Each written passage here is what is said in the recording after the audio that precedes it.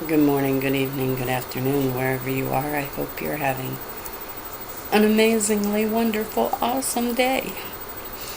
Today is Sunday, January 5th, 2014. And this is the evening verse. And God saw the light. Genesis chapter 1, verse 4, King James Version. And God saw the light, that it was good, and God divided the light from the darkness. This morning we noticed the goodness of the light and the Lord's dividing it from the darkness. We now note the special eye which the Lord had for the light. God saw the light. He looked at it with complacency, gazed upon it with pleasure, saw that it was good. If the Lord has given you light, dear reader, dear listener, He looks on that light with peculiar interest.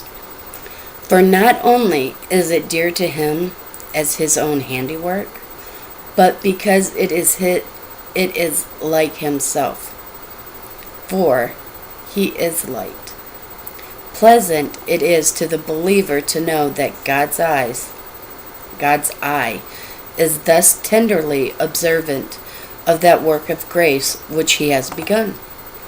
He never loses sight of the treasure which He has placed in our earthen vessels.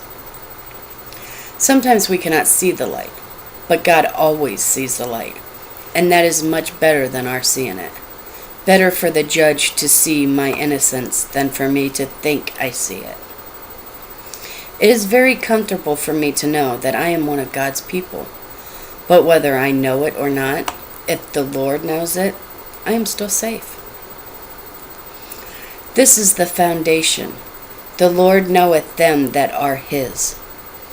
You may be sighing and groaning because of inbred sin and mourning over your darkness, yet the Lord sees light in your heart.